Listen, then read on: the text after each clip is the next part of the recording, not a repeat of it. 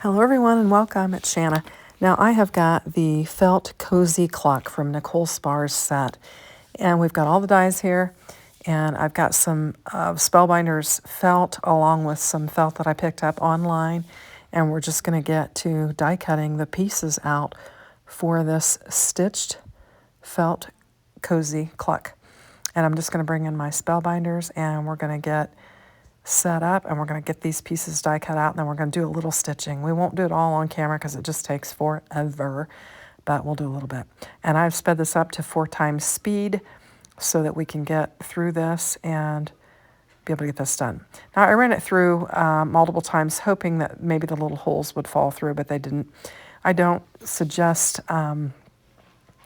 doing it as many times because it does weaken the fiber in the thread and you can get some of your holes to kind of split. Now, also, last time I did felt stitching, I punched all the little holes out before I did it, and I don't recommend that either because, and I've got my dies upside down here, I think. I'll figure it out in a minute and flip them over. Or maybe I didn't. No, anyway, I think I'm just seeing the holes through the back sides of them. Anyway, what I was going to suggest is not popping out all those little holes because it'll just weaken the thread and you can just run your needle through them. They'll just fall out as you go through. I've watched a couple of Nichol Spohr's videos when she's working with the felt dies, and she doesn't normally pop the little pieces out. She just does it when she does her sewing, and it does work just fine. So I'm going to use 2 different colors of green for my cluck, my hen, and I'm going to bring in kind of a taupey color, and I'm going to bring in this dark teal color for like my embellishments on my cluck. And we'll just get all of our pieces here. And here I've got the back piece, and I've got the little plume that goes on the head, and then the front piece where you put your wings and everything on it. And I'm just kind of laying everything out to show you what order it goes in. And I didn't like the way I colored them, so I will die cut out a different color and layer it up differently. So I've got the tail there, and I've got all the little tiny bits and pieces that you're going to adorn with. You've got a beak, 2 eyes, and you've got a bunch of circles that you can decorate your feathers and your little necklaces with. I don't know that they're necklaces, but that's what I'm going to call them. And you've got one for your tail as well. So here's where I decided I don't want that beige for that particular small piece of my wing, and I'm going to die cut out another piece in a different color, green. And now I'm just showing you how the tail feathers will line up. And we've got our little necklace strips and our tail strips. I don't even know, embellishments there, kind of like the, I don't even know what you'd call those, stripes, I guess, on the cluck. And we've got the eyes and the little nose, and this is how all of the pieces go. And so I'm just going to kind of clean up my area. I'm going to take a break, and I'm going to have a wardrobe change because this is the next day. And I'm going to pull this apart, and I'm just going to start stitching. And what I do, I'm going to just pull out a pretty good size piece of my thread there, my floss, I should say, and I'm just going to separate it. I'm going to split it in half and just pull it apart, and so I'll have 2 strands that I can work with. And this is a really long strand, so it's kind of taken me a minute to get it separated. And what I like to do is hold it. I usually hold the bottom of it with my knees and then use both hands to pull it apart. It just helps if you put some tension on the bottom of the string, then you can easily pull it apart. And so I've got this threaded up, and I'm going to lay my wing down on the front of my cluck and get it stitched in before I assemble the front and the back together. And so we'll just get going on this. And I'll get a little carried away and go a little bit too far up. I need to add those layers on it as I go. And so I'll have to do a little bit of unstitching, you know, kind of unraveling where I got started, and then add the other 2 layers on here. And that way I can get it all laid down and kind of do it as I go. Because those 2 layers actually have some stitching on that outside layer stitching. So, and I'm getting carried away here because I'm thinking, oh, I'm stitching really well. And it was going pretty well, but then I realized I went too far for my wings to lay on there. And so this is where I'm looking at, and I'm like, oh, I've got to back this out. So I'll start backing it out and then we'll restitch.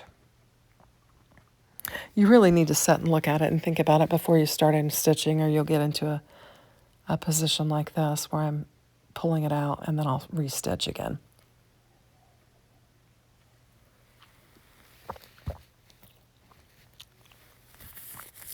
So I came unthreaded, so I'm going to snip it and thread it up. And then I'm just going to run my layer through there and get it lined up where it needs to be. And then I can just start stitching again. And then I know that I only want to stitch as far up on this layer until I need to add the next layer.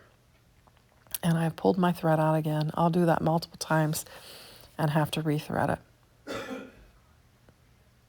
And then I'm just getting it lined up, trying to make sure the front and the back holes line up. And I'm flipping it over each time, making sure I'm going in the back and making sure I go in the right hole in the front. And my stitching turned out really good on that until I did the decorative areas that are on the leaves. Then I kind of got a little bit off kilter, but it's going to be on the inside of it. Now I want to point out, because I don't show this in the video, I've got some cotton balls laying up there. I didn't have any batting or anything, and I thought no bigger than this was going to be. I could take some cotton balls out of the bathroom and just stuff them with that.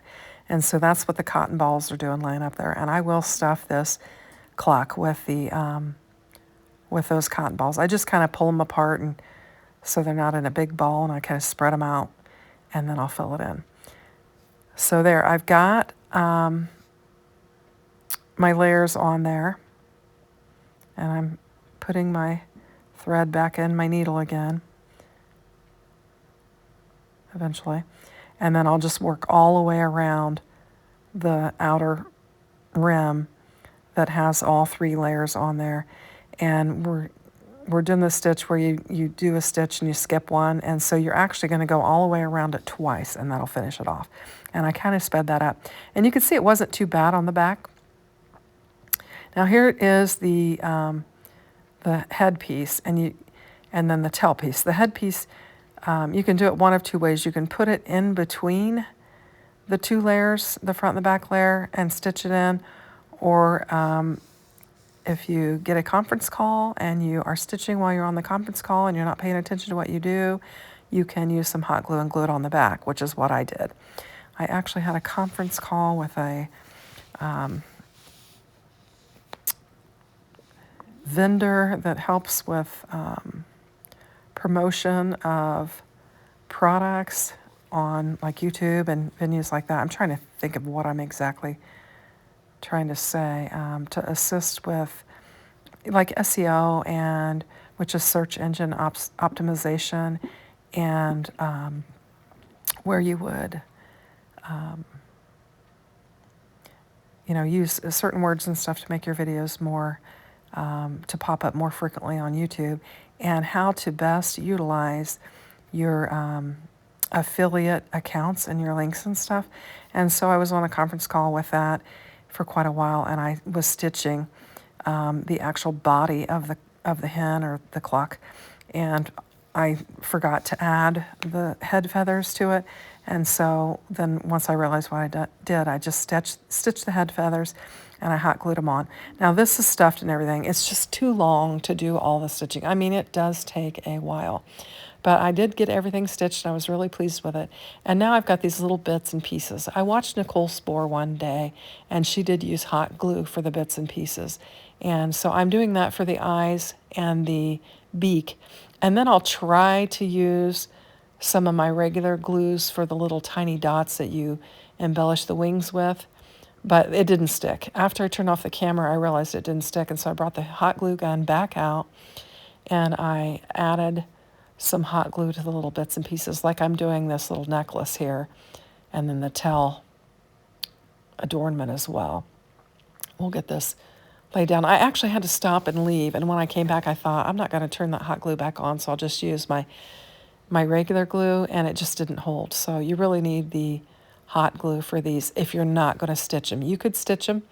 I just didn't choose to stitch the embellished pieces. I'd seen Nichol do it this way one time on one of the other dies, and I thought I was just going to do it this way. It's quicker, it's faster, and it turns out just fine.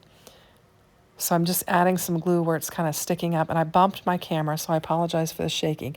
And this is where I brought in my glue, and I thought I'll use these little embellishments here with these because they're tiny, and I'll just use glue because I thought it'd be too messy with the hot glue, but it just did not stick. So once I turn the camera off, I will get the hot glue heated back up, and I'll get them glued down very nicely.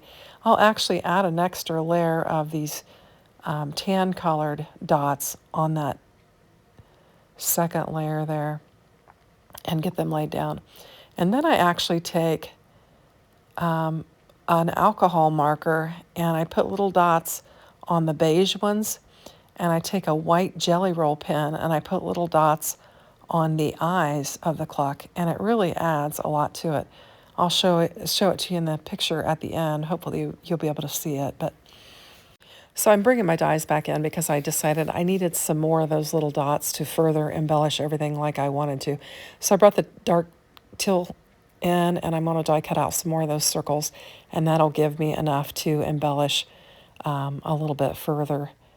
And like I said, I'm going to use the glue, and then I'll realize that it's just not holding.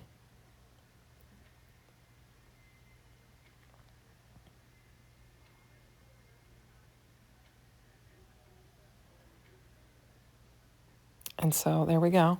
I'm going to kind of clean things up, and I will show you my finished result.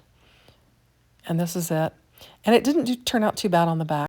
I appreciate you watching, and have a nice day. Thanks. Bye-bye.